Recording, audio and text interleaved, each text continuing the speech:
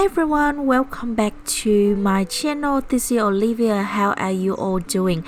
I'm very sorry that I have been missing for a while on YouTube, but I'm back today with a new color salon for this page. I'm pretty sure this one is a free coloring page from Rita Berman, and I have never colors in one of her book or in any of her artwork before, so I'm very excited today.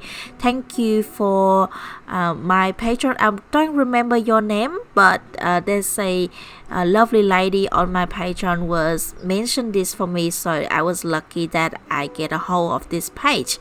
So I hope you will join with me today, and I will use all Prismacolor. Because the paper that I print on is just a lot easier for the Prismacolor to lay on.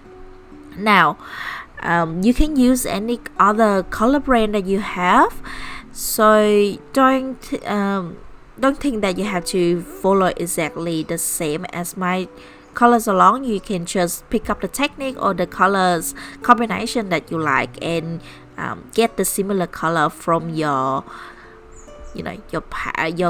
brand that you have. And I will be talking quite a little bit in this video as well, so if you are a person that don't like to hear a lot of talking, you can mute the video. If you still like to watch my coloring, and also you can also skip to the part that I say whatever part that you're interested in. So yeah, let's get ready. I already started, but I keep talking. Alright, so we start off with the background first because I have a very clear idea on how to do the background. I want it to be something like a purpley mixed with a little bit of blue. So here I have the lilac color. And as you can see, I just put down a quickly base layer, and you also see that I don't just like do the whole background, I just like do in section. So you can do in random section if you want the color like more mixing, like more splotchy area, then you can spice the more area. I only do like two area, one on the left and one on the right, but if you want more of the area, then go ahead and do that. And it also depends on what kind of paper you use as well. The one that I use is very toothy, so that's why you see a lot of the white paper still show through. So I did a lot of blending in this, burnishing, so it hopefully it's cover all the white, but depends on what paper you use to print on this page. I print this page on, then you know how to work with your pencil better. And now I'm going in with the lavender, and if you watch my videos long enough, a lot, then you probably know that I use this combination quite a bit. I really love the lilac and then lavender together because the lavender is a little bit more on the pinky side, and the lilac is actually quite a nice, really pastel purple. And I just use this color to also add it in and fading it out with the purple that we're adding in from the beginning. And you also see that I don't go past the drawing too much. If you want it more like fading into the white background, then of course you can make it blend out a little bit more, make it look like it's like hazily smoky background, but I don't want to do that in this one. And I do want to make this page in particular like really a colorful and magical, very sweet color theme. So even though, as you can see at the moment, we have a lot of purple and things going on, but for the middle part, the main part of the page, I did just stick to a few colors, and the color that I use for the in the middle, where your focal point is mostly blue and red and a little bit of green in there, so very Christmassy color theme. And to make it the middle really pops out, that's why I pick a more pastel background. But you can also maybe try reverse the color theme, see what happened. I'm not sure. And after that, I bring in the blue slate, and this blue is really nice and really perfect with this one as well. And I do highly recommend you add these colors, blend these colors really nicely, and also bring it down to the purples and the pink as well, because this blue I blend really lovely with all these colors, and it creates a darker purple, as you can see here. But it's also the purple is not too dark, so I usually use this blue for, you know, like the whole colors is sort of like remind you of like the unicorn maybe. I did see a lot of product. I think recently we have a trip to the zoo with two of my nieces, and they was asking for ice cream, and there is an ice cream that is a unicorn ice cream, and it's have this sort of color. So I really want to bring these colors into a coloring page. That is also one of my main source of color inspiration come from. It doesn't exactly have you have to look at other people's work. It doesn't have to be like in the book, or you know, in you don't have to look at on internet. You can just look at things in real life. Sometimes you can pick up things from like design packagings, and you can see it's really lovely, so you can use it. Sometimes you can see color combination on the flower that you saw on the road. It might look really nice, and you don't really have to use the combinations of those color for a exact flowers that you see, or you can just use it for coloring page or any other object that you want to. So I just want to share that with you a little bit, because a lot of you did ask like where did I come up with these color combinations. Sometimes it just happened. I just think about it, or like I see it in somewhere, but I'm not really sure where I see it. But I really love this color combo here, and I hope you try it out. It's really lovely. It's sort of like a snowy scene as well. So later when we add a lot of snow and sparkle, and it still looks sort of snow. And I love the cool, because when you think about winter, it's a lot of cool tone to it. For example, when you think about autumn, autumn or spring, is a lot of hot tone. So a lot of red, a lot of like nice and really lively greens and stuff. So I think this color fit perfectly with what we're doing here. And I'm very sorry that again I say I been missing on YouTube for a while. If you don't know, if you don't follow me on Instagram and you don't follow me on Patreon, I did have a break, and it's due to my health.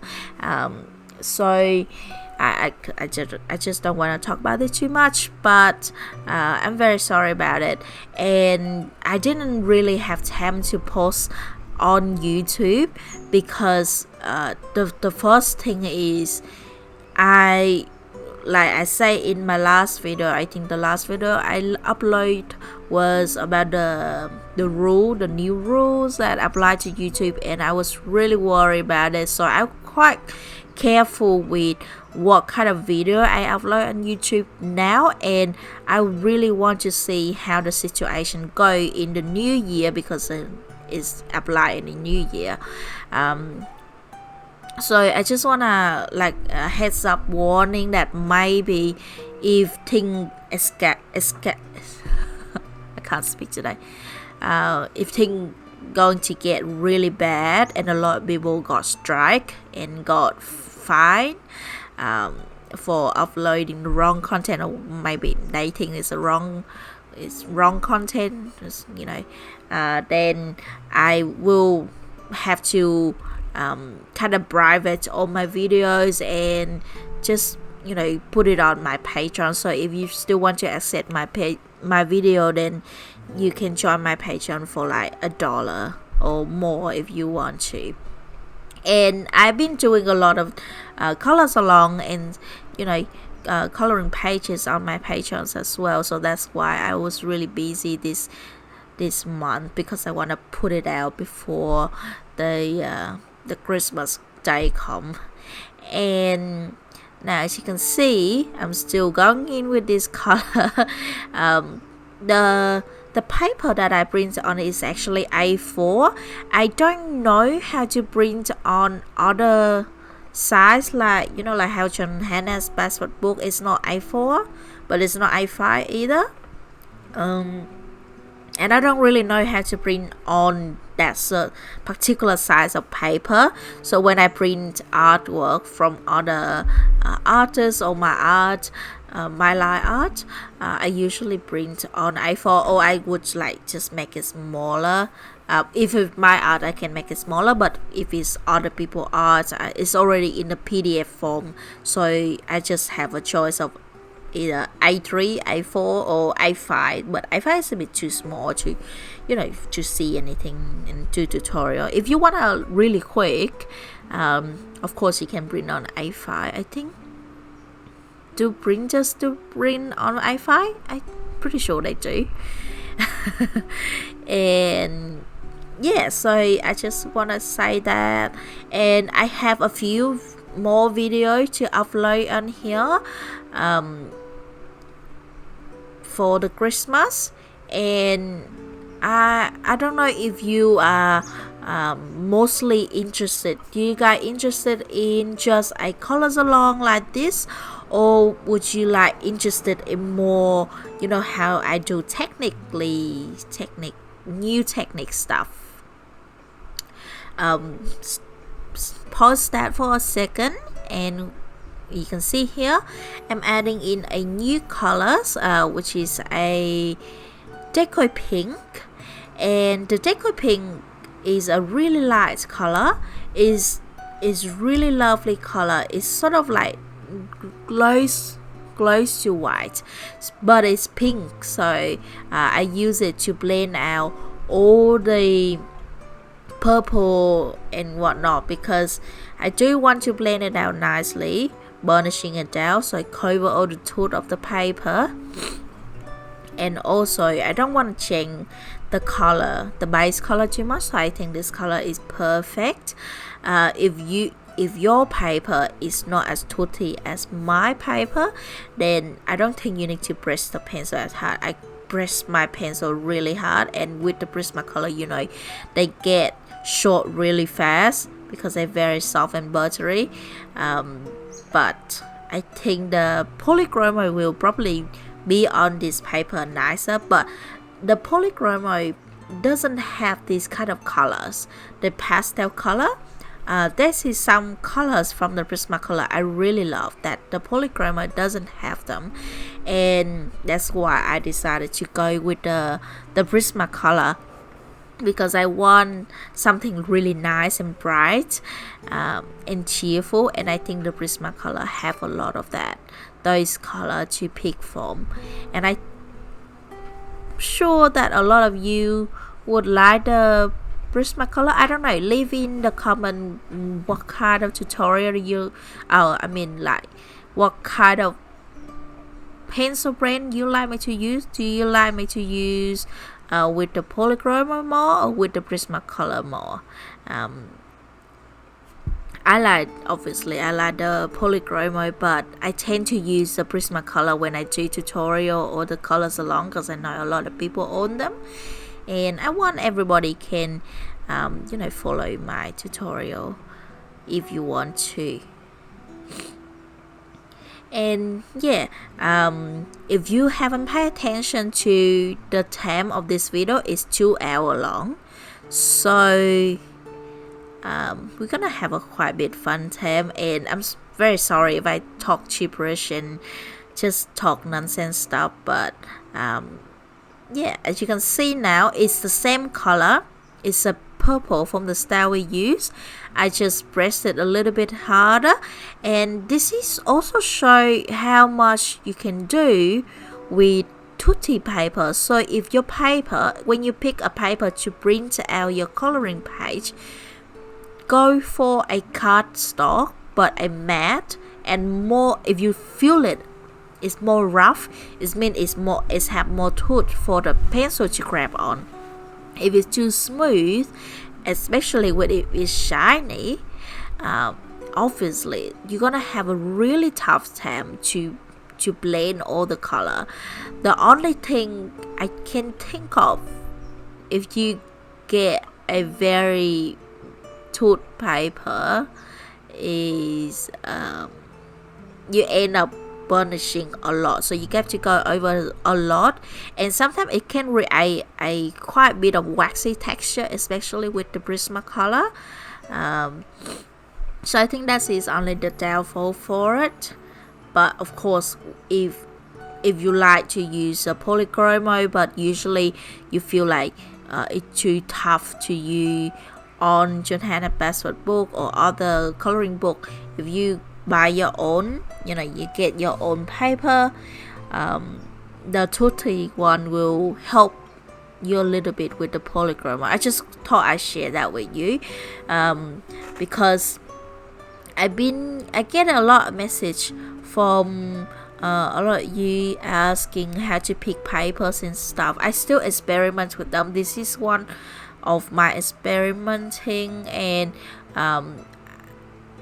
I haven't found like my favorite one yet, but I think I have 2 of my favorite to share with you soon, and I will do a video about them.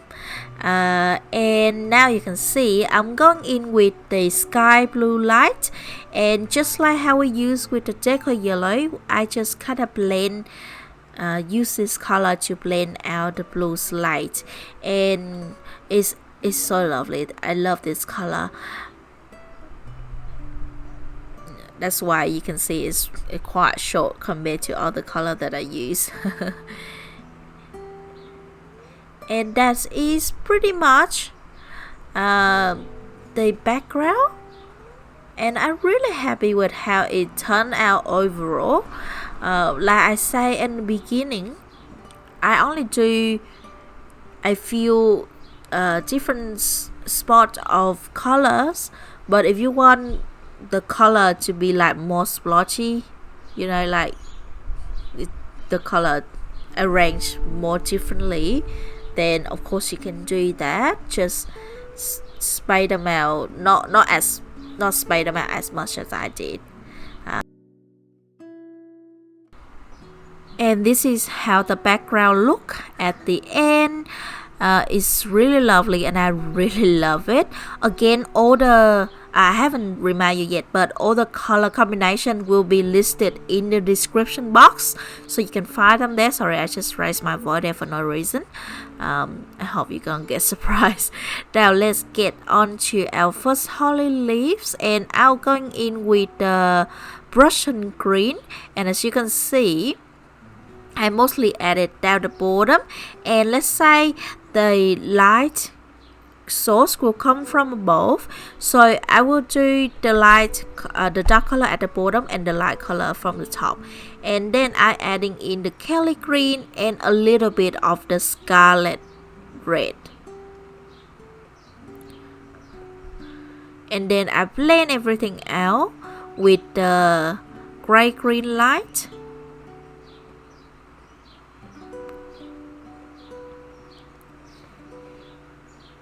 And then for the bottom, I just adding in a little bit of espresso. And while you add it, just adding in a few leaf vein for the veins for the leaves, and then I'll just blend everything out back with the Prussian green.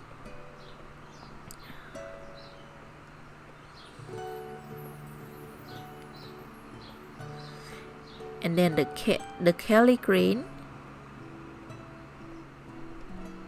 and then of course the light gray green light for the middle, as you can see. And then I adding in just a tiny bit of the Prussian green for the middle vein. So that is pretty much the inside. Now for the outline, I will use the cream, just adding in a little bit on the just concentrate around the top, and then I adding in the Kelly green at the bottom. And that is how I color this holly leaves. I really love the colors, how the color turns out. If you ask me why I add the red on the leaves, I don't know why.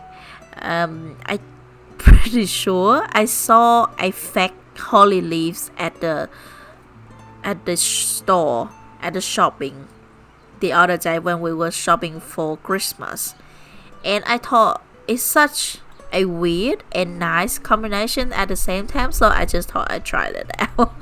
So that is why it have the red. I don't know why it have the red. I don't know if in real life it's like red there. Maybe you can change it with like a more muted red. It's like the leaves turning red, you know, like not turning red, turning brown, like that kind of colors. And you just repeat the same step for all the holly leaves. So very simple.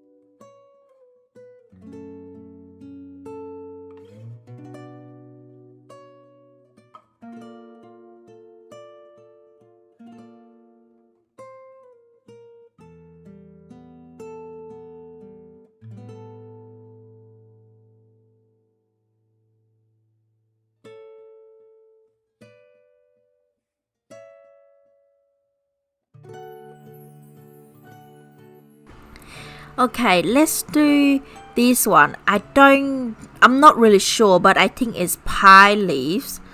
No, not pie leaves. Acorn leaves. Is that I'm pretty sure it's a leaf on an acorn tree. So I'm going to make a little bit of an autumn colors here. So you can see I adding in the jasmine first, and then I'm using the apple green. So the arrangement of this color you can change it. So I do change. There's only 3 leaves on here, but I do change it a little bit on each leaf, so it just doesn't look so systematic. It can look a little bit different. and then I'm adding in the goldenrod.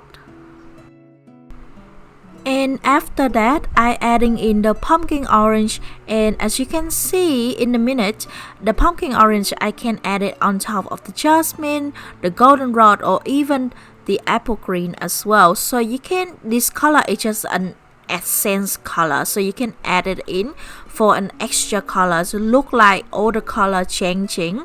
So don't stress about where you're adding this color, just a little bit on the edge only. And then I'm adding in the light umber here now. So have a little bit of brown, because these leaves usually when they change in season they do turning a little bit of brown. And then I adding in the cream at the end for the middle. And then I'm using the light umber again just for the middle vein, just adding in a tiny bit. And I also use a little bit of Prussian green on top of the apple green, just to make it a little bit darker, because if you look at a fresh acorn leaves, the initial color is somewhat like a Prussian green. It's really nice and dark. So now let's move on to this berry. I'm going in first with the scarlet leg, and as you can see, I leave a little bit of the white edges on the around the berry, just make it a little bit more shiny. Then I'm adding in the permanent red. The permanent red is actually a little bit more on like a pinker side. It's quite red, but it's still lighter. And then I'm going in with the crimson leg and just adding in for a little bit of shadow. So mostly we're adding in light at the bottom, just around the corners. And then I want to make it a little bit more darker, so I'm going to use the 90% warm gray. And you don't have to press the pencil very hard at this point as well, just a little bit. The color should be showing up quite nicely. And then I'm going in with the white and just blend everything out. And that is it. That's how our berries will look like, and you're going to do exactly the same step for all of them.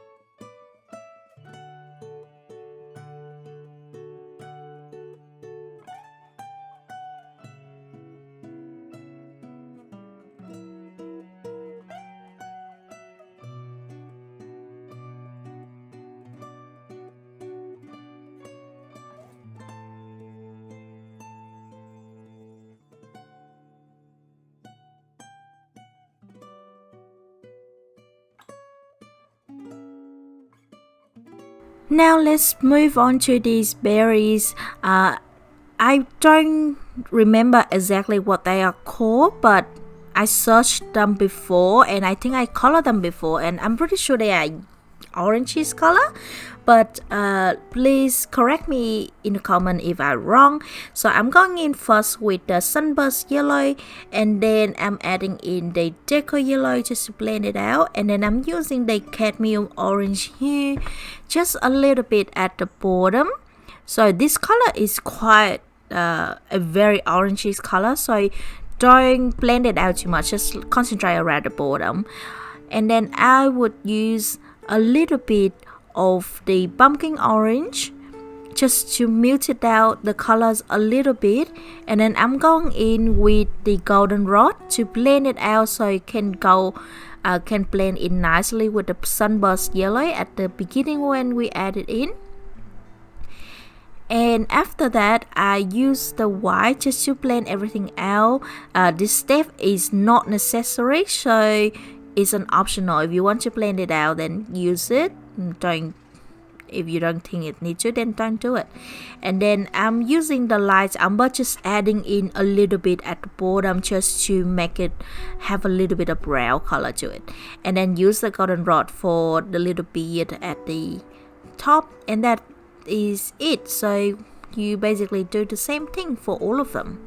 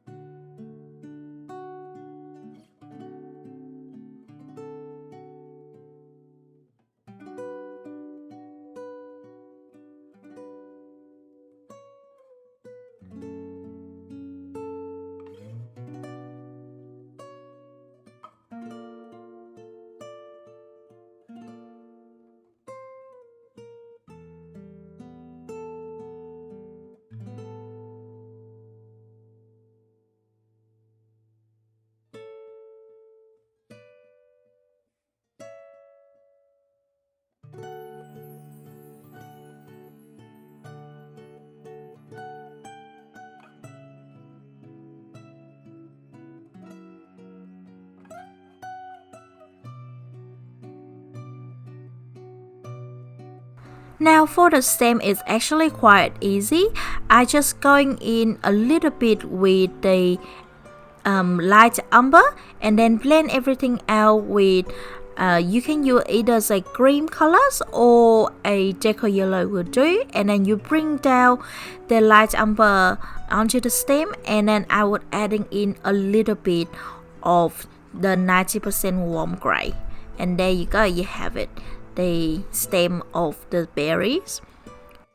Now let's move on to its leaves. I'm starting off with an apple green, and then adding in a little bit of the prussian green,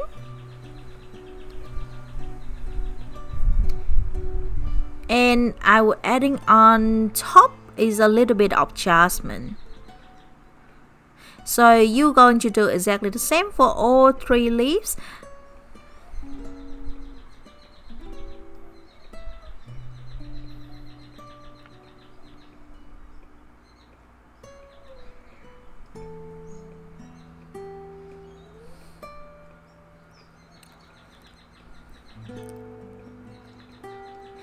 And to make it a little bit darker, so I'm going to bring in a tiny bit of the espresso.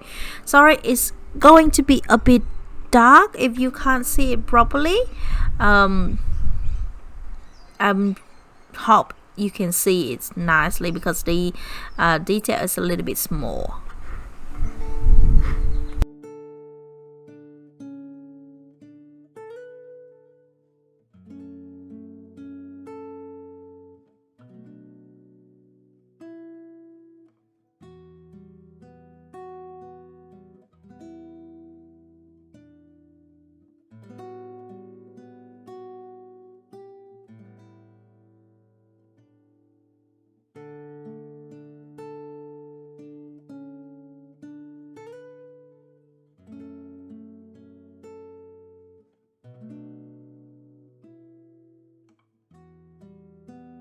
Now let's do I'm not really sure what this is, but I'm going in with the imperial purple. I want to adding in a little bit of purple to it. Don't ask me why, I just feel like so I mostly added in just like the bottom of the leaves, and then yeah, you can see sometimes you're missing spots, so I just fixing some spot of the background. I do this all the time, and sometimes I miss it until like I color it, and then I saw, oh, I'm missing that spot that I didn't notice before. Don't you have that moment sometime? Let me know in the comment. And then afterward, I would blend them out with the white, and just as simple as that, because the blend again is quite small, so I don't want to use too many color for it.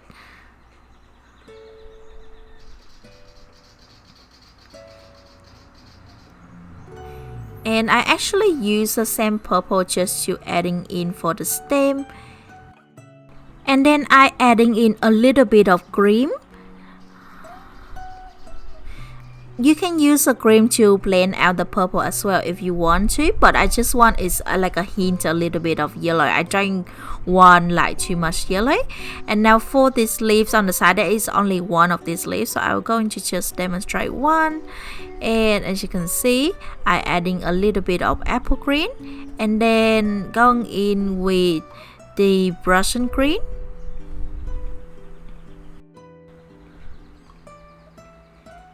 And then I would go back in with the apple green again just to blend out everything together. And then I'm using the pale sage to adding on top to make the lightest color. And I'm using a little bit of the espresso just for the dark shadow and also for the main vein, the middle vein. And of course, you can use the pale sage just to blend out everything again. So as you can see, I just reuse some of the color while combine it with other colors. So just switch up the combinations a little bit, but you don't have to do it too much to keep it in the color theme, and it still look quite nice.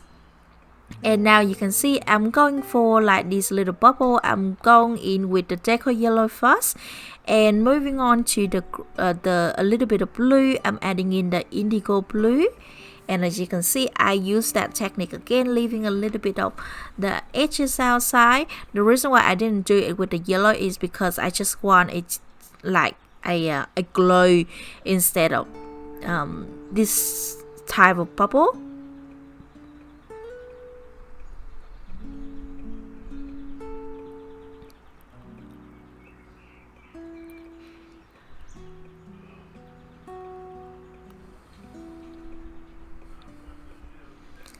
And then I would going in with the white, just blend everything out again.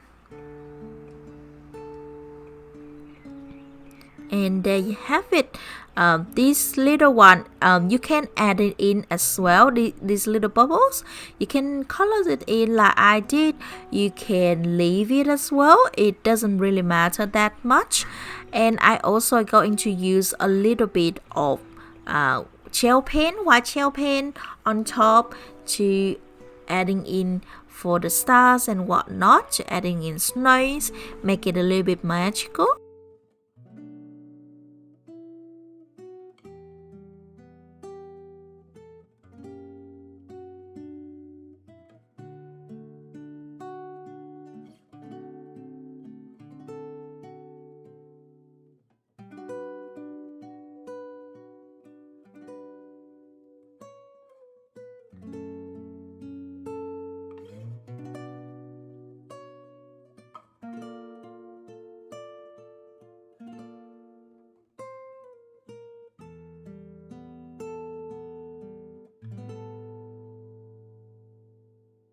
Let's color the little stars here because there's only one, and I'm using the chartreuse, the yellow chartreuse, just a little bit on the edge. As you can see, I leave a little bit of white in the middle, and then I would use a little bit of the spring green, just a tiny bit on the tip of each wings. How do you say that? Each edge? I'm not really sure. And then I adding in the white for the middle, and that is it. Now moving on to our main characters, I'll just use the scarlet red to adding in for the scarf.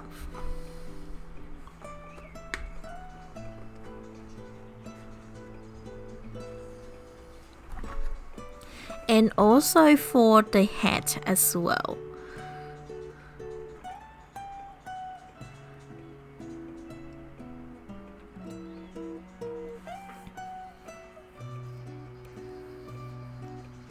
After that, I'm using the comprehension blue to adding in for the remaining pattern. And again, I just using block coloring at the moment, but for the scarf I will do a little bit different. So you can see I just color almost the whole area, but just leave like a tiny bit of white.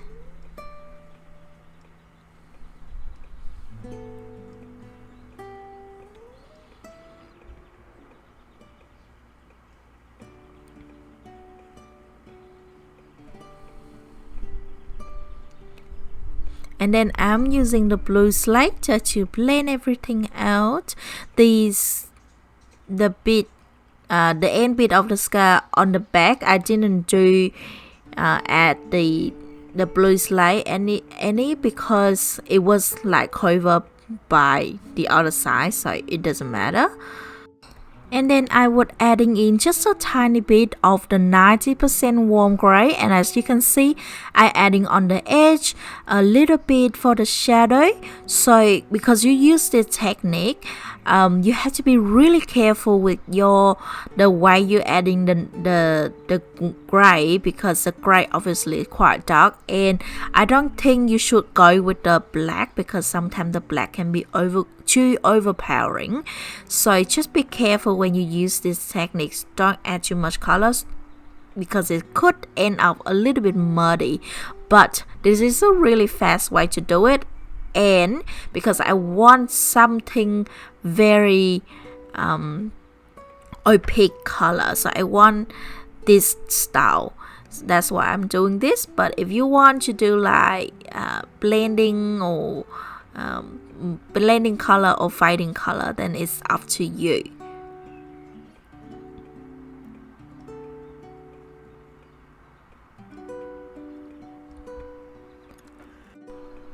Now let's do his jacket. I haven't in mind that I want it to be like kind of brown jacket, so I'm going in first with the light umber. I really love these combinations. I don't usually use this color for glow. Like I always say, I'm not really good with coloring glows, so I think I did pretty well with his shirt, and I was really happy with it. And then I'm using the jasmine at the moment, and you can see the two color doesn't blend that nicely together, and it still show a lot of I don't know, it looks very muddy, but don't worry, like later on we're adding other colors, it will be a lot nicer. At the moment I do the method like a blocking, so I use a light umber to block all the shadow first, and then use the jasmine to block all the highlights afterwards, so we know what's going on. And then as you can see, I'm going back in with the light umber now just to darken it up. As you can see, I'm quite happy with how the shadow look, so I can be more comfortably going in with another layer of the same color, because this color is quite dark, and so I don't want to make a mistake and have to erase it. So I think this is a really good technique to share with you when you're blocking a color like this. It's give you a better idea what you like, how you go on with your coloring as well, give you a little bit of guidance. And then I'm going in with the espresso and adding extra shadow for this shirt. So because the shadow is only adding in where it's supposed to be really dark, so as you can see I don't bring this color out as much. And now I'm going in with the goldenrod, and the goldenrod is the color that make everything tie together really nicely. As you can see, is tied the light umber and the jasmine together really lovely, and you adding a little bit of warm color to it, like a little bit of orange color to the yellow, make it a little bit less muddy, and I think it's come closer to what I have in mind. Now for his pocket, I adding in the light umber for the cap and a little bit for the I don't know, for the body. And then adding in the goldenrod and a little bit of jasmine. And then I use the espresso to just adding in for the shadow, because I want to make like, maybe there's something in his pocket, I don't know. Maybe his present, the present he brought to give to someone.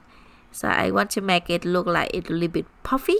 And then I use the 90% warm gray just to go over the shadows a little bit more, make it a little bit darker. And there we have it, his shirt. And I'm really happy with how this turns out.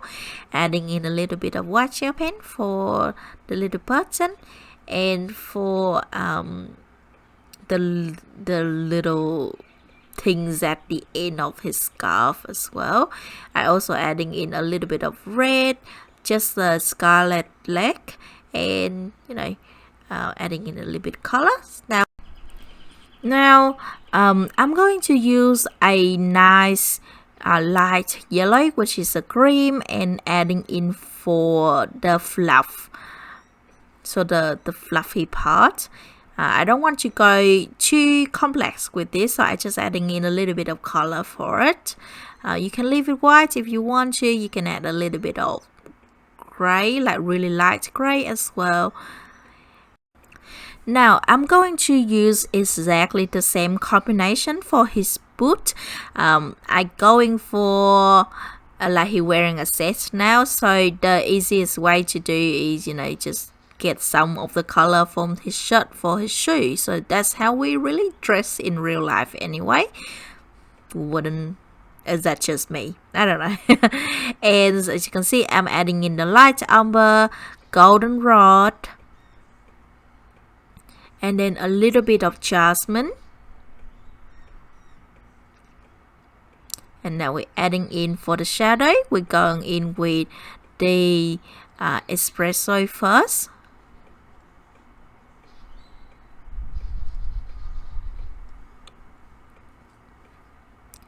And then the 90% warm gray. And there you go. I was really happy with that. And then I'm adding in a little bit of cream on the top, just lighten it up just slightly. And then I just use a little bit of the 90% warm gray and just make it a bit darker. So just treat it, the color as you like. If you want the boot or the shirt to be lighter, then use less of the dark color that I use in this video. And then for I'm not sure that is his sock, the part of his sock or the shoe, but I did going in with the jasmine and blend it out with the cream. So I did make it a part of the shoe. So my camera did not record the next step. So you can see these are the colors that I use, and I use it blended from the right to the left for each of his pants. And then I'm just adding in the indigo blue for extra shadow. So like I said earlier, you can add you adding the comprehensions blue started first on the right, and then blend it in with the periwinkle and the sky blue light for the highlight. And then you're going with the indigo blue, and now with the 90% warm gray. So it is quite simple. It's just the color combination and the process didn't show. That's why. And I'm very sorry. Sometimes the camera turned off, but it didn't like notice me. And for his pocket, as you can see, I just adding in a little bit of periwinkle and the white on top, and that is how we have his paint. Now for his glove, I was planning to do the color combination similar to his paint, but then I was like changing my mind, and then I wanted to be like the same pattern as his scarf and his hat. So I went in with the scarlet leg first, and just adding in the pattern like how you would do with the normal, like how we did with the scarf. So it's just very simple, but I wanted to be like a set, so I thought that was like a cuter idea. And after that, I just adding in the comprehension blue, and then after that I just use a 90% warm gray and adding in for the shadow.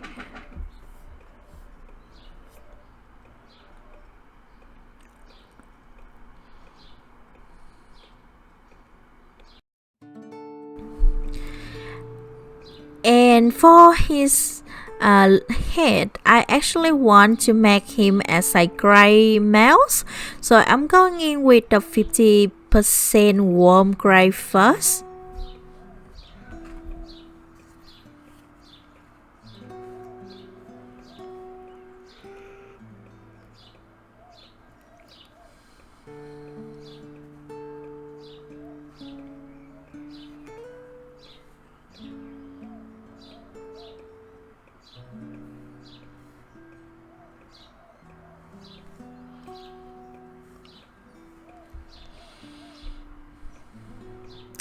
And then I'm use the 20% warm gray, just blend out and adding in for the highlight.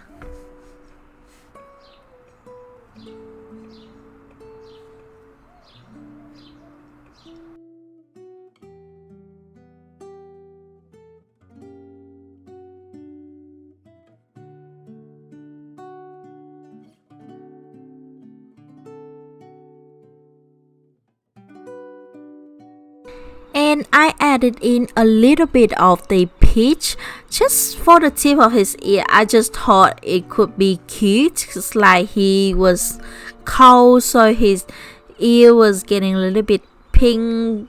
I don't know what I was thinking, but as you can see, I adding inside his ear as well a little bit.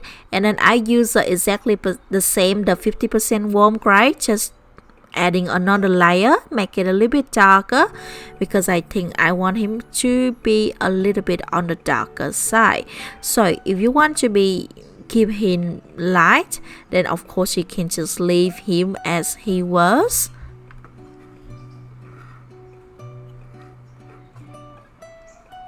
And I'm use a little bit of white just to brighten up a little bit for the highlight.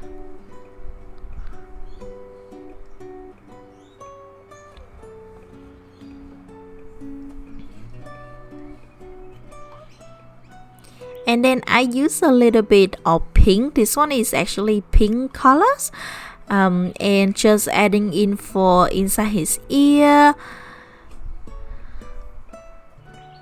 and blend everything out with the peach and of course the white.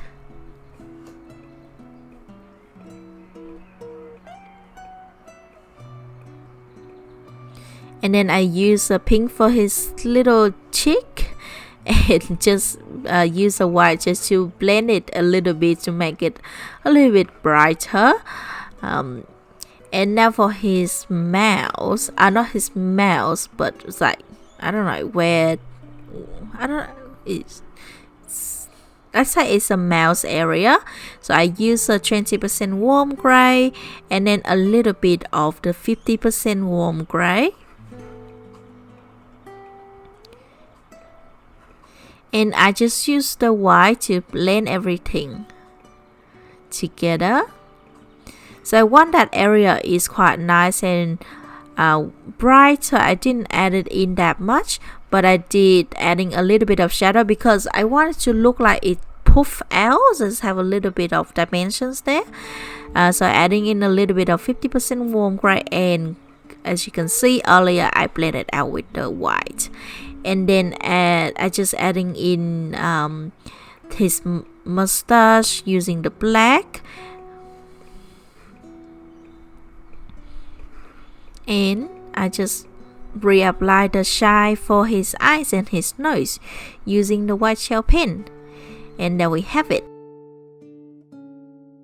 And this is my favorite part. I love coloring fruit, so let's do this cherry. So you can see I'm going in first with the scarlet leg, And I only use 3 color for the cherry because it's quite small, but of course use any color that you want to.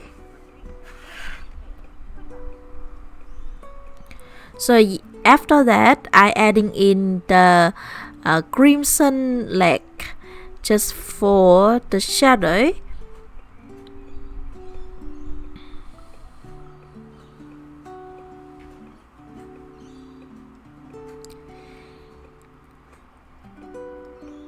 And then after that, I just blend everything out with the scarlet lilac again. But you can see I still leave a little bit of the white area there. I didn't touch it yet. And then I use a black grape to adding in for the shadow, for the dark shadow. But I wanted to have a little bit of purple because usually cherry, like the really good and nice cherry that you can find sometimes, is actually on the purpley red color and not actually red, but because we are going for like a fantasy color, so I want it to be red, so it fit with my color theme. But of course I want it to be a little bit of purple, so that's why I use the black grape for the shadow and then use a white just to blend out for the highlight. And there you have your cherry. So really simple color combinations, only 3 color. It does look really nice and effective, so I hope you try using this combination sometime.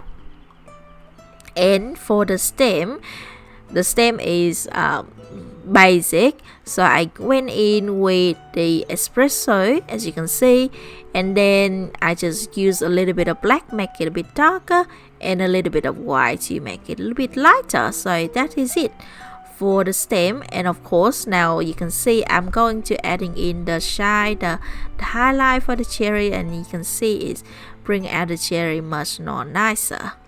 Now you don't have to add that many shiny, as you can see. I just thought it maybe he dipped it in the syrup, that's why it's a little bit more glossy.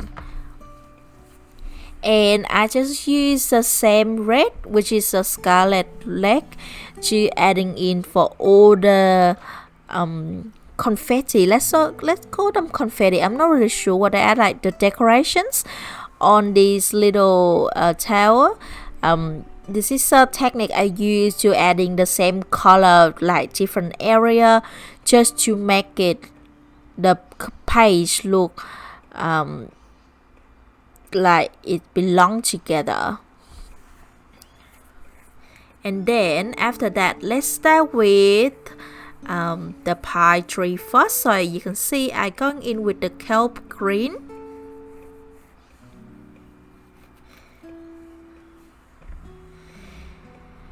And then I would blend it out with the peacock green down at the bottom. So the kelp green mostly concentrate on top, and then a little bit of peacock green at the bottom. And then I use just the same kelp green just to blend it out some more.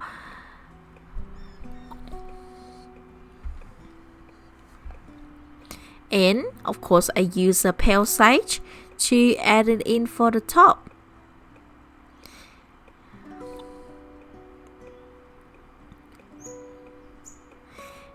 And as you can see, it's sunny now in the screen. I actually color it at start coloring it at like 3 o'clock in the morning, so it was dark at the start when you watch the footage, but then it's go shiny because it's sunlight, because it's early in the morning now. And it's actually today is a really pleasant day to colors, because we have a last week and this week really hot. We was like nearly 43 degrees Celsius. I think Fahrenheit was like 100 and something Fahrenheit, so it's really hot. There is fire everywhere. There we have like forest fire here in Adelaide, and we have some grass fire in other places. So it wasn't a fun time, and it's happened every year in Australia. So I don't like summer at all.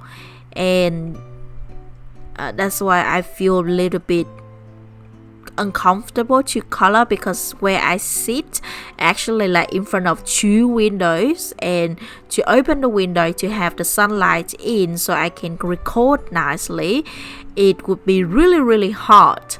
And even with the aircon on, you know, like it's still not that cool. Yeah, so that's explain why I didn't do a lot of video this year. I did spend a lot of time to do other stuff, and yeah, so I'm very sorry. Now let's do the snow on top of these houses.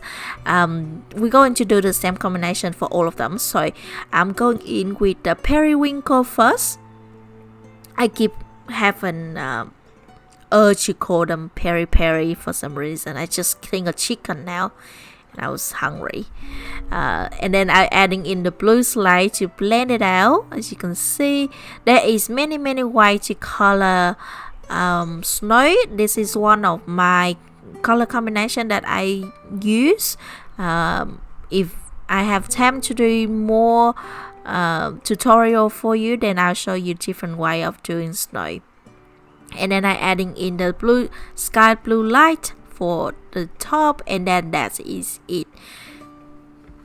So now we just repeat for all of them. Any of them that you see they have a little bit of frosting on top for the snow, just add it in.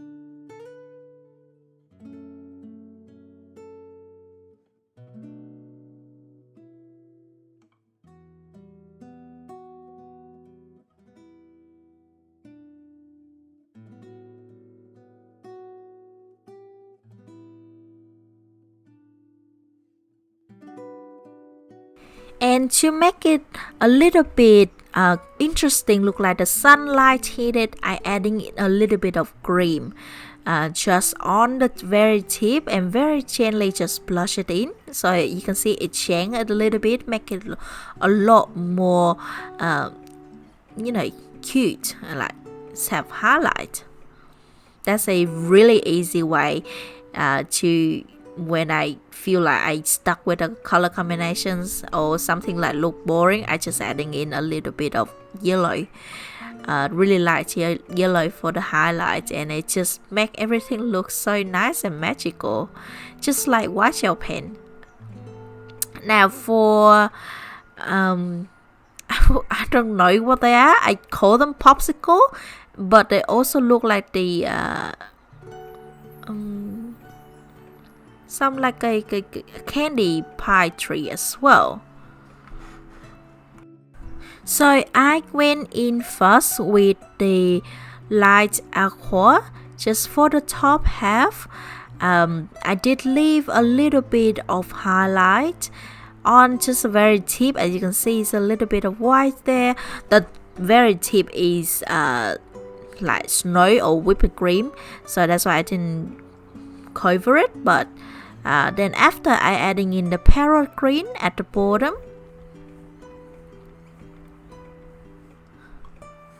Now I want this part, the cupcake and everything in this cupcake to be quite colorful, but also in the color scheme as well. That's why we are going to repeat a lot of the colors, just make it a little bit different. And then you can see now I'm using the peacock green to add it in. So the combination for this one is a light aqua, and then the parrot green, and then the peacock green, and then a little bit of white for the tip.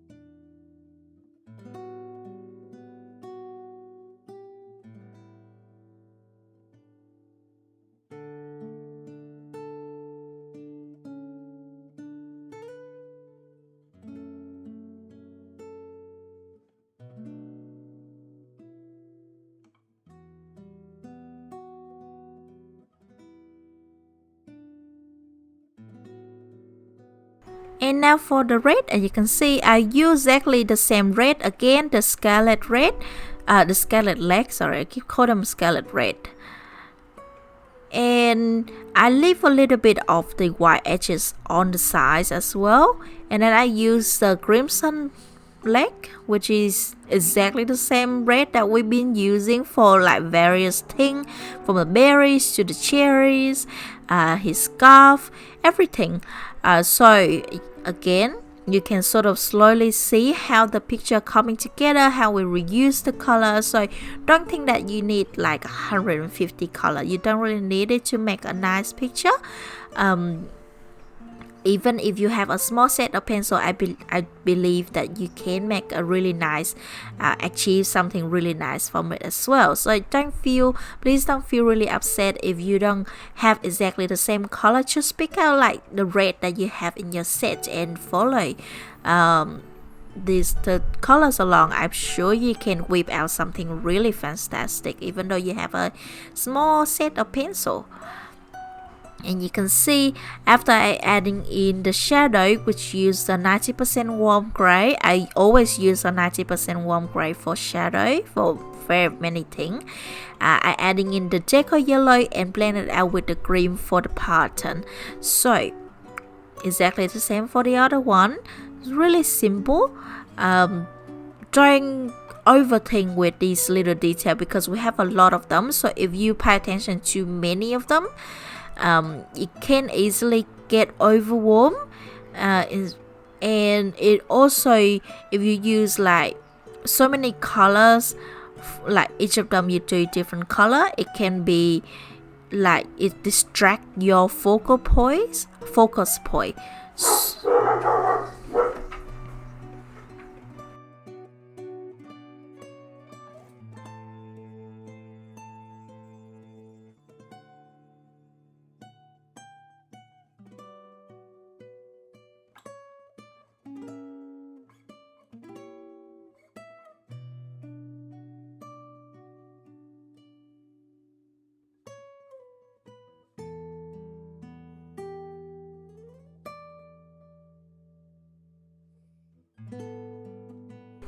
For the green part, I'm sure you heard this before. Usually in real life, of course, it's going to be white unless you want to make it colorful. But also you can see I adding in a little bit of lilac, and the lilac color usually you can also use it add a little bit like for the shadow color, but I don't want to use the gray color for the shadow in this case to demonstrate white. To demonstrate white, you can use any other colors as well, just use them sparingly. So adding in the lilac, and I adding in a little bit of black grape, and then I blend it out with the white, and you can see I also throw in a little bit of green as well, so that is going to be our green colors combination. So it seems really strange, but as you can see in this context of the whole page, I did reuse some of the color I picked, I used before, and it seemed really good. You can also use blue for white as well. That's why we use blue for snow, to demonstrate snow white, even though everybody knows that snow is more likely white. But I think adding a little bit of color for it make it a whole lot more interesting and more fun to look at. But of course, if you want to use your gray, then go ahead and do that.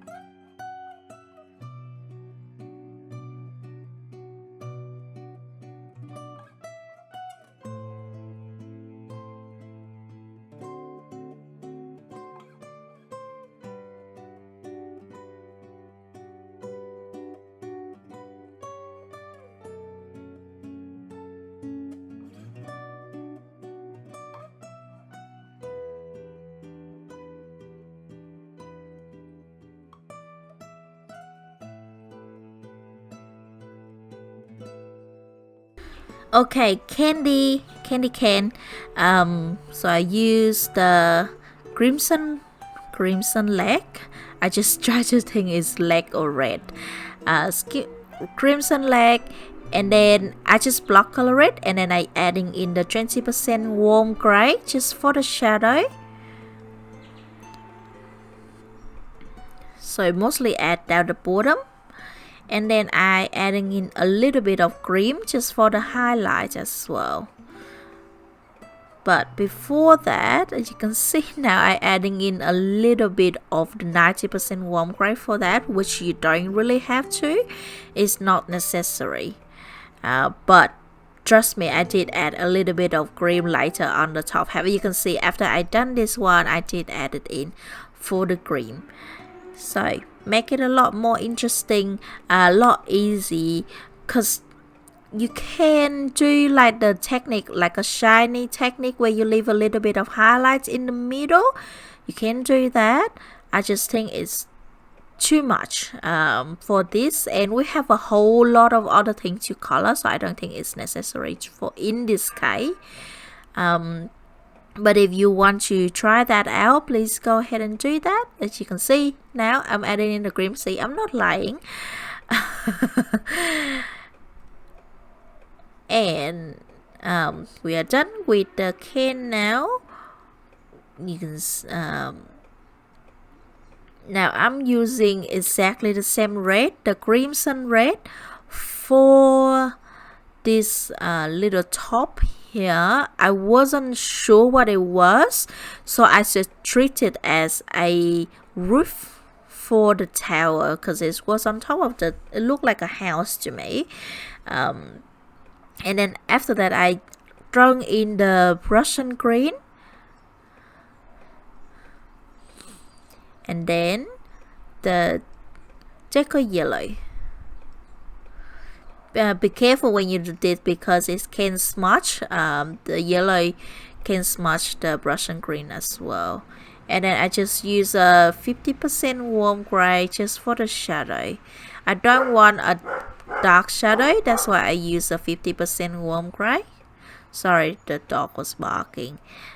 He just bark at everyone. He's very protective of the house. Some people he doesn't bark, but he bark at almost of our neighbor, which is pretty annoying when I do coloring or recording sometimes. That's why I tend to do voiceover nowadays, because I can do it whenever I want to, where I can in the morning I can do for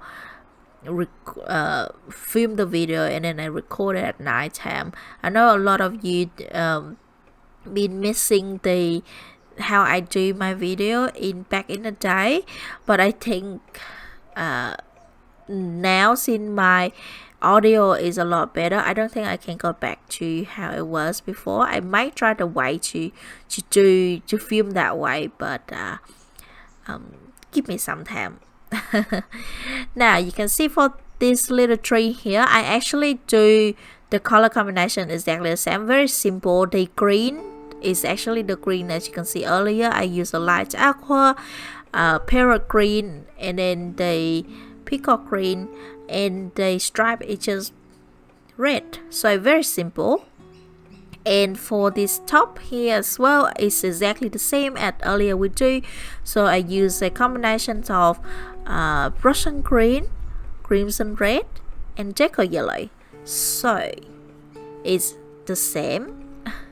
It's one is like a horizontal and one is a vertical.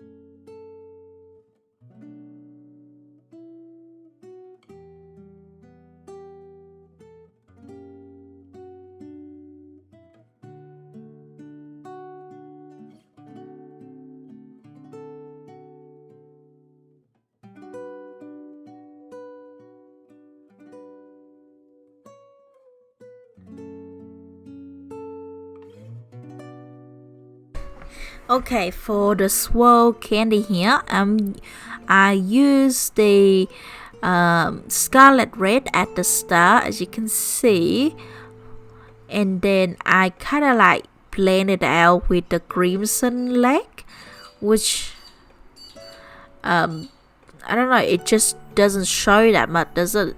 So I guess you can just use one color. So I just use the crimson leg now to bring it all the way to make like to a full square. And then I will bring in another color. You can pick any color you like, but I'll pick the blue. So I picked the comprehension blue, which is the blue that we have been using in this for the whole page, and adding in another square for it. And there you go. So you have your candy, very simple, and at the same time it does look like kind of flat, but don't worry, later we're adding in the white gel pen and it will look nice again. And at the end, for the white area that left, I just use the cream to fill it in, and the next one we do exactly the same as well.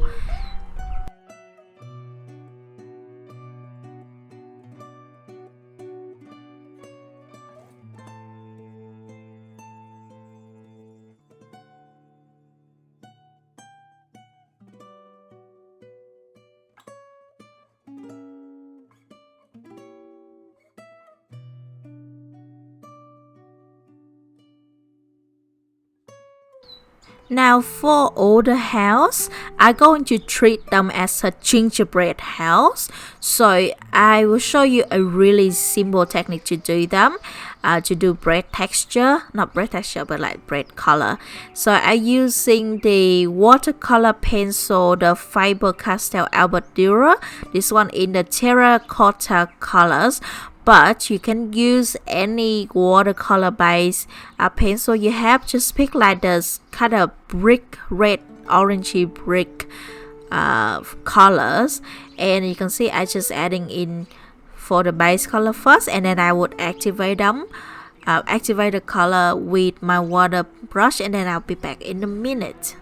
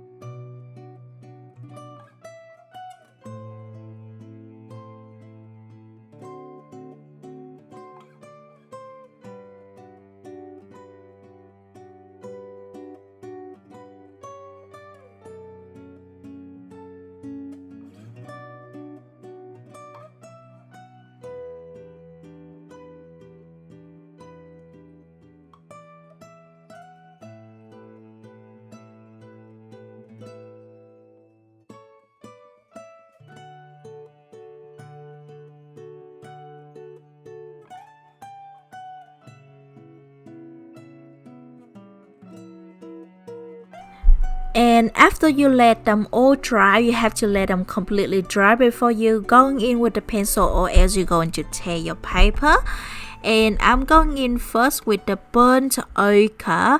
I'm going to demonstrate one for you first, and then the other one you can do yourself. Now for the side walls, of course it's going to be a bit darker because it's in the shade, so I'm mostly adding in these colors, like almost completely cover it. For the front, you can see I just mostly adding in on the edge of, because let's imagine it's a cookie, it should be a little bit burnt, darker color on the edges, and I just add it in randomly, so there's no system for it. And then I going in with the goldenrod just to blend the colors out a little bit. And the goldenrod is actually in very important colors, is adding in that kind of cookie color for it. And then I'll use a little bit of the sunburst yellows as well to brighten up a little bit. Now if you don't want to use this color, that's fine. It is not a neat color. I just added in because we've been doing like really colorful and bright color, so that's why I added in, just brighten it up a little bit.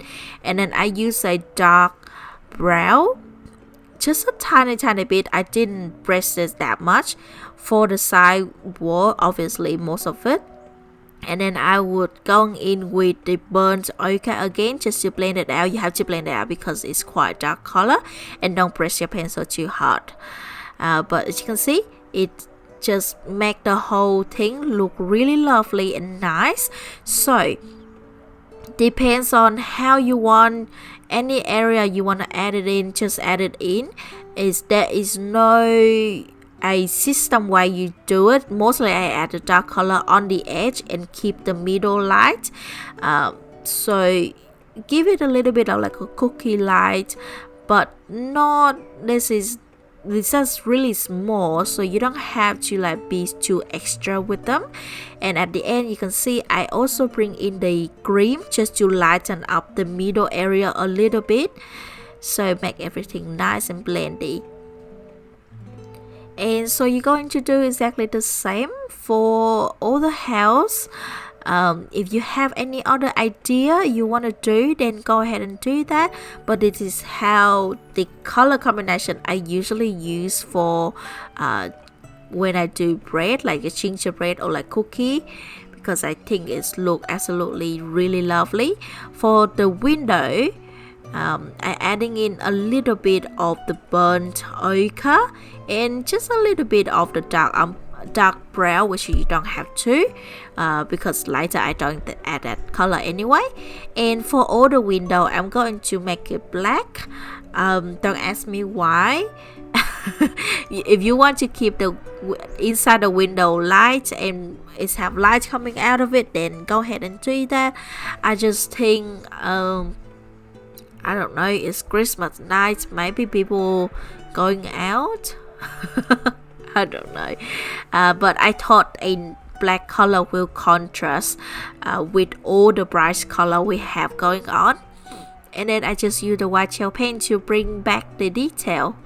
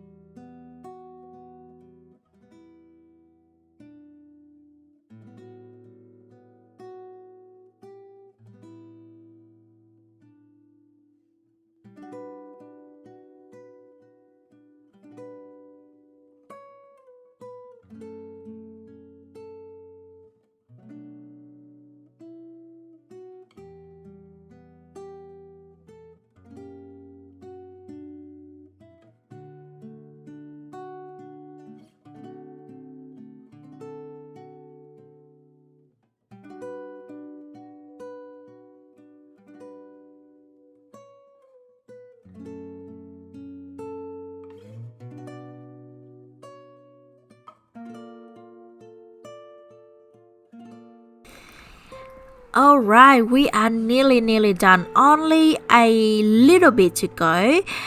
So let's do this pose along the edge here. So I'm going in with the blue first, and this one is a comprehension blue again. And I will do like one and then skip one and do the same color.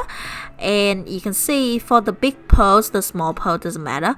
The big one, I did leave a little bit of the white edge, and like you always see how we did the berries, like we do exactly the same technique where we're adding in a little bit of color and then we blend it out with the white to make it look like shiny. I think these are candy. Okay, I don't know what they are. There is absolutely no explanation for this page. It's just a very fantasy theme, Christmassy, a lot of treat, a lot of sweet candies and stuff, so I just assume they're candy. Now we do exactly the same, but for the red, and I use the scarlet leg for this one, which is the same color that we did before. Add that in for the white, and then that's it. And now for the cream, I think it's a cream that kind of like melted down, so I use exactly the combination how we do for the frosting and stuff on the top. So it's have lilac, black grape, white, and a little bit of cream. So you can see I repeat it a lot.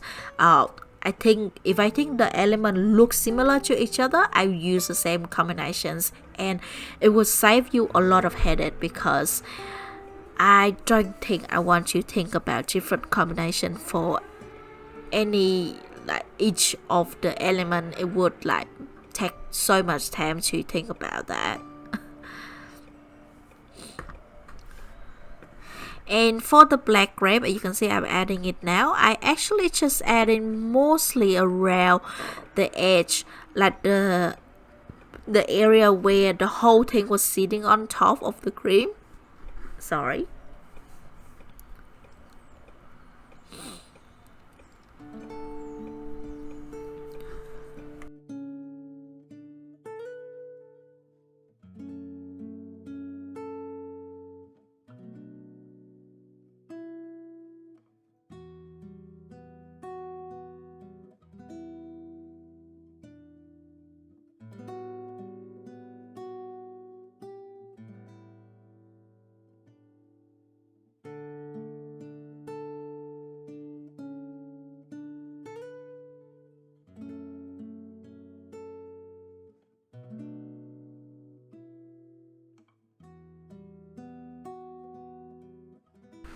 Okay, let's move on to the cupcake body.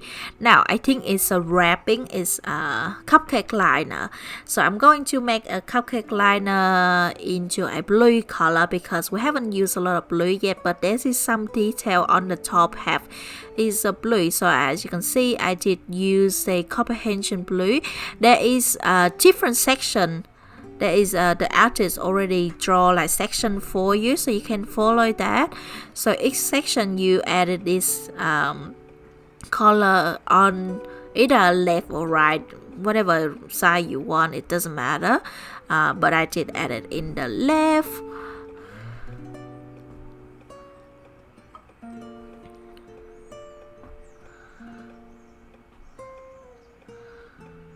And then I would blend it out with the periwinkle. So do you see any resemblance? You probably think, I think we did this combination somewhere. Yes, if you say it's the mouse chin, you are right.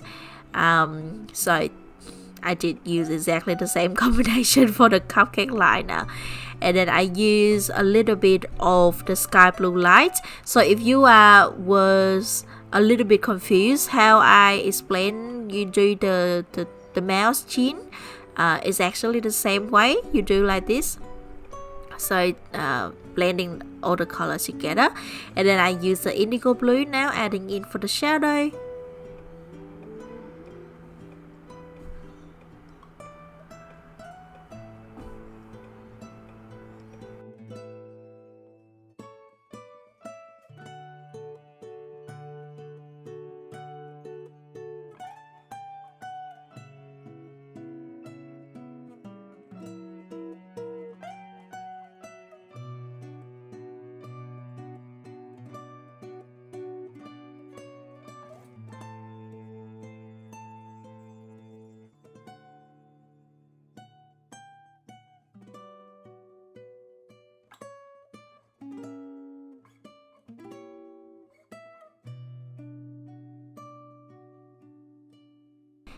then now you see there is a little bit of the thing around the area. I thinking it's maybe the inside of the liner. I'm not really sure what it is, but I just make it blue as well, so exactly the combinations like we've been doing, we did for the liner, the cupcake liner. So the comprehension blue, the periwinkle, and then the sky blue light.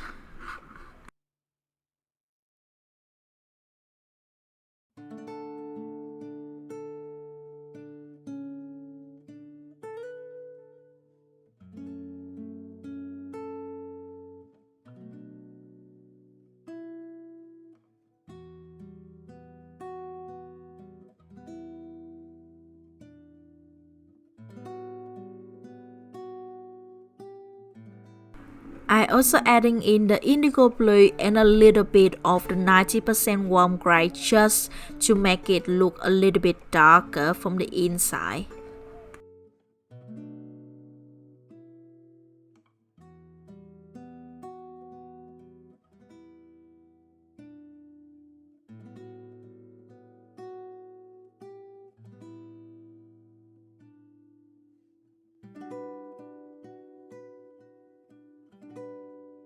Now, if you follow other video, you probably know that I like to use a marker technique. So you can see I use the marker now. So this is just a red marker.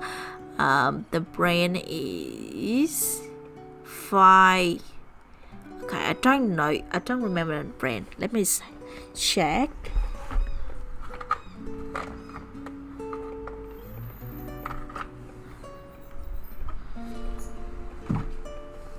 Okay, it's touch 5, and as you can see I color in the I don't know what it is. I still don't know what it is. I think it's maybe a bridge.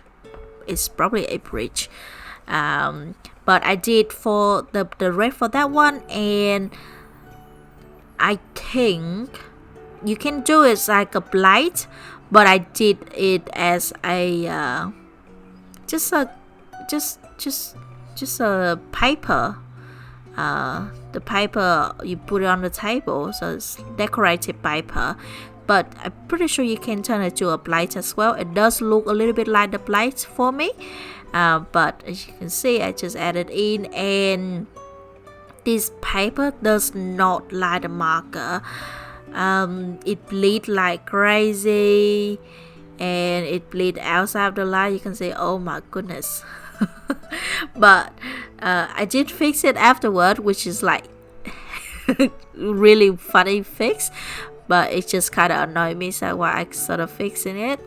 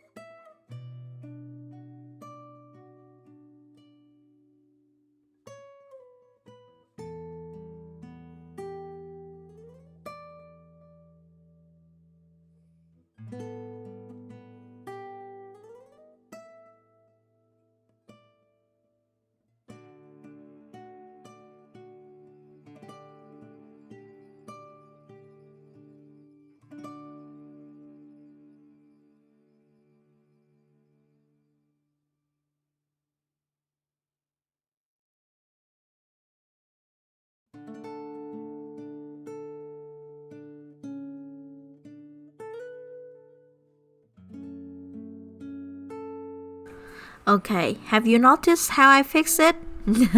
I didn't show it because it's like really funny. Now let's do the later.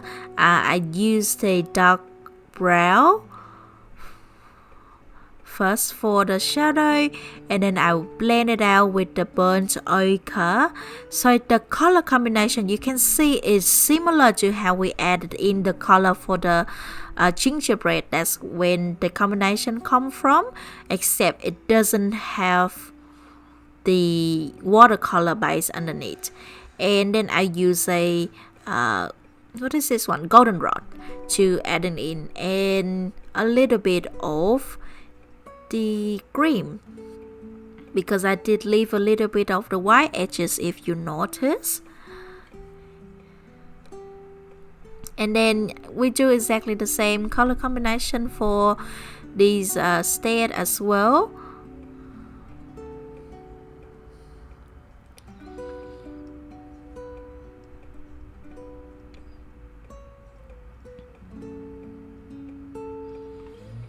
And then that's it.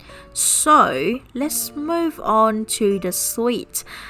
There's a lot of them. Not a lot of them, but for the star right here, for the cookie right here, I did adding in for the outside layer, just how we do with the gingerbread. And if you pay attention, it is a cream, it has cream on top. So we're going to keep the cream nice and white in the middle, and just activate the outside because it's a little bit of cookie picky through.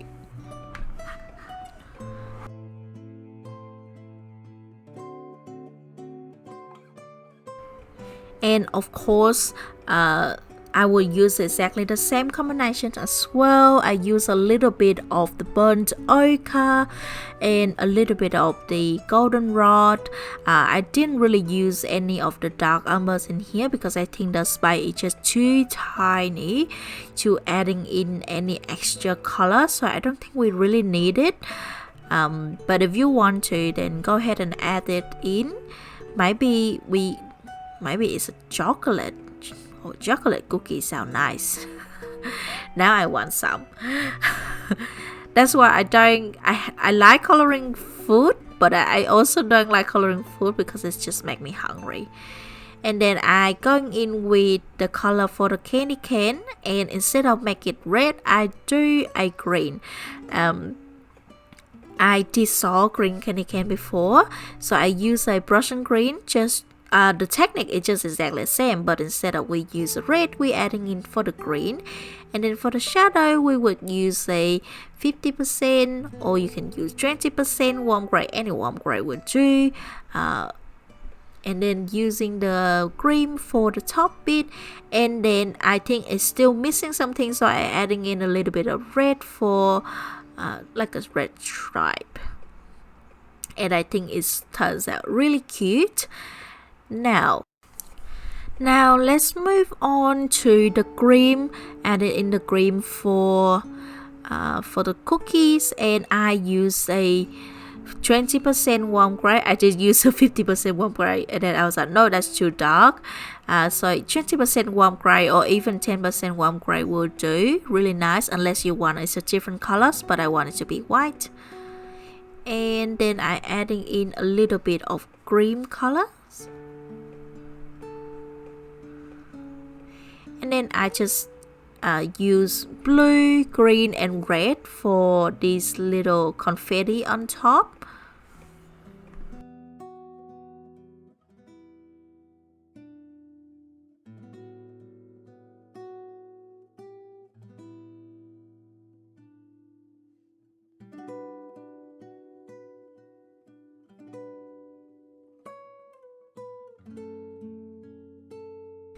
And of course, I have to add in some white gel pen on top of each confetti because I'm really extra. But I do think it's adding a little bit of cute, like magical touch to it. I do think to myself that when I'm in doubt, when I think something wrong or I was not happy with something, just adding in some white gel pen, it will fix everything. That's what I think. And now let's move on to the Swirl Candy here. This is a different kind of candy. I don't usually eat this candy. I never eat this candy. Do you eat this candy a lot? I think they just taste similar. This one kind of minty in real life today. Okay, so let's go in with the scarlet leg, and you can see now I'm doing the technique I was mentioning before, the shining technique, where you do the two dark color on the edge and then the leaf the middle is shiny. So we do exactly the same here, because this candy does have a little bit of room to do. And then I just bring in the white, blend everything out, quite simple. And now for the I just adding in a little bit of crimson red for that like a middle, and I using the yellow to adding in some stripe, that just extra stripe for in the middle of the remaining area. And that is it for the candy. And now that one, I don't know what that is. I just think it's a cookie. Maybe it's a cookie, I don't know. So I just going in with the goldenrod now, and as you can see, I didn't film it again. Okay, I hope you forgive me, but the combination is the goldenrod, burnt ochre, and cream. So exactly the same, pretty much how you've been using. And for the little candy right here, I use the light aqua, peacock green, and the white. Light aqua, peacock green, and the white. Really cute. And now for these candies, I wasn't sure which one I was doing. That Swirl Candy was confused me as well.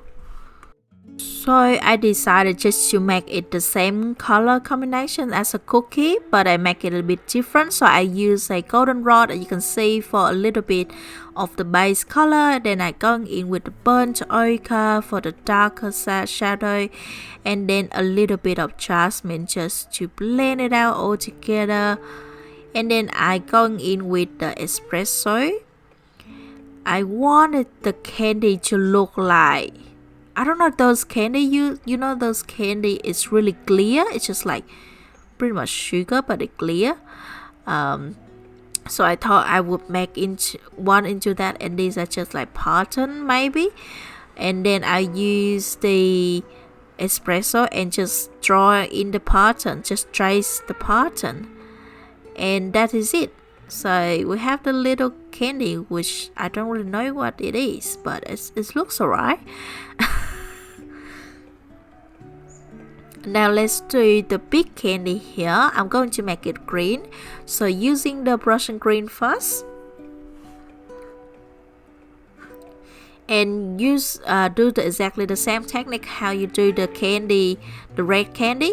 So I'm going to add it in on the left and on the right, so on the edge, and then leave the in the middle.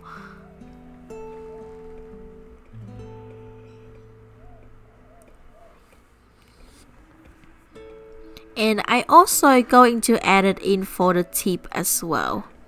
Not the tip, like the side.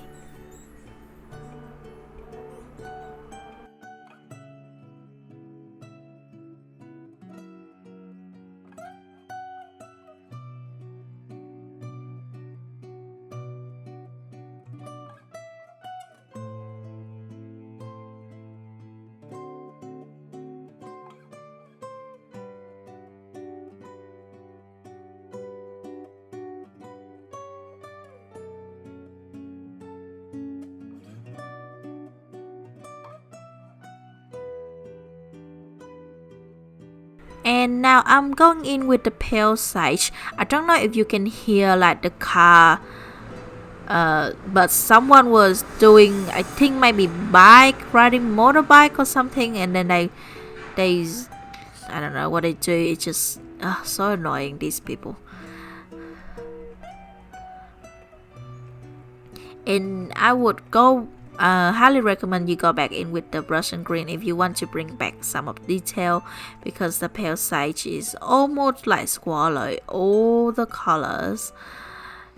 And now for the wrapping, for the rest, I think it's maybe leave it white, so I did going in with the 20% warm gray, and I just adding in the shadow for it, and blend it out with the white as well.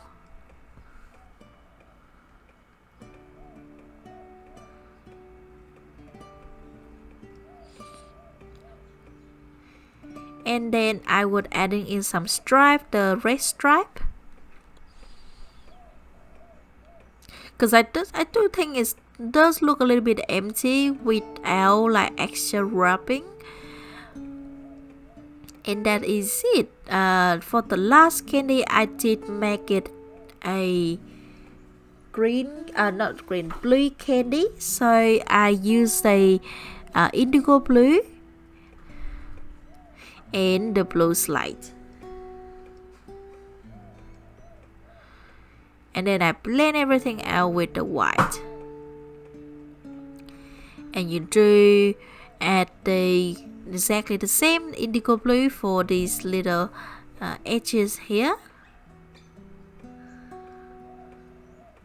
Blue slate and then white for the rest of the detail.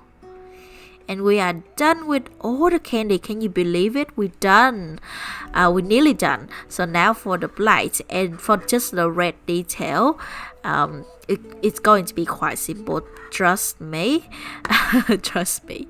We are nearly done. Only a few minutes left to go. So you can see I'm going in first for the shadow with the crimson leg, and I mostly concentrated. You can see there's a first ring, there's a really small ring around it, so I'm going to color it all in with this color.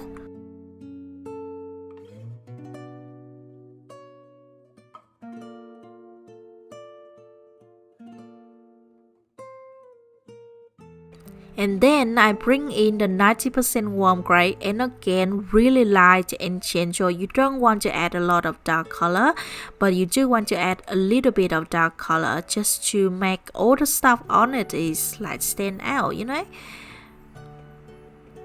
But don't go too dark.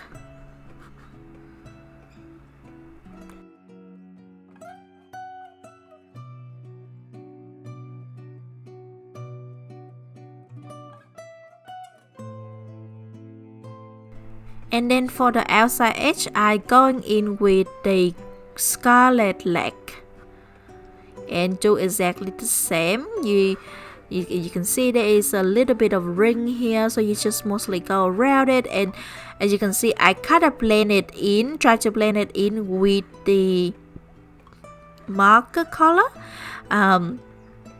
And if you pay attention, there's some area I didn't add the colors in yet, and I still leave it as a marker itself. You will know the reason why afterwards.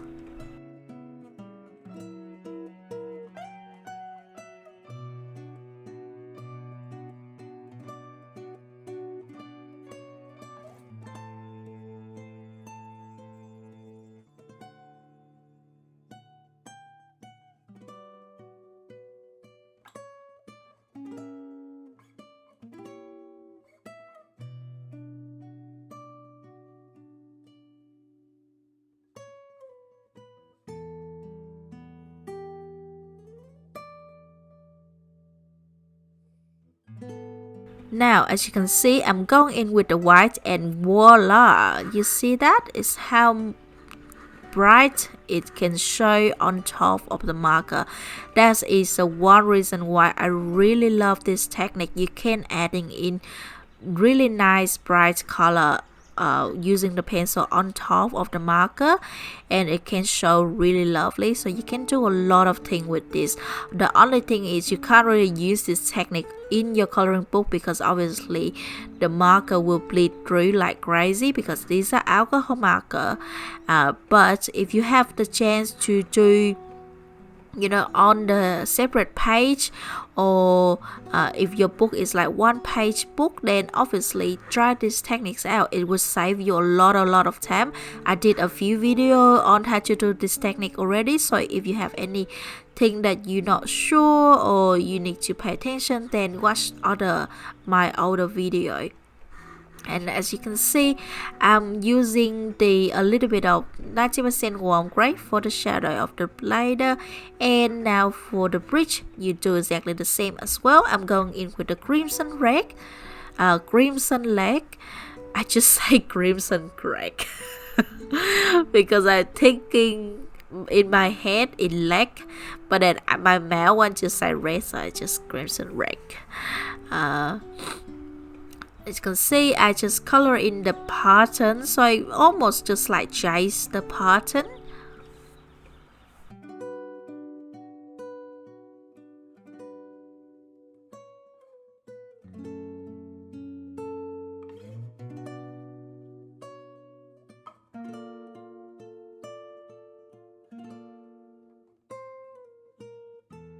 And after that, you're adding in white for it.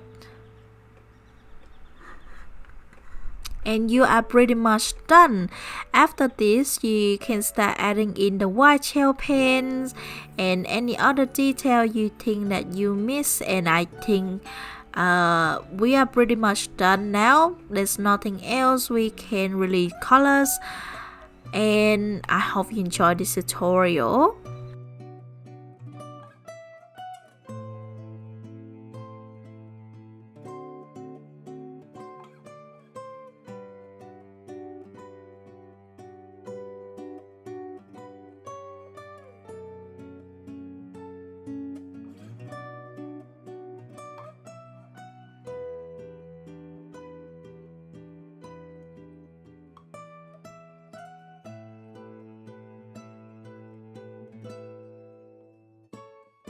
So that is it. I'm adding in the white Posca pen for the snow and the cream, and adding in gel pen for all the things. So I hope you enjoyed this short tutorial.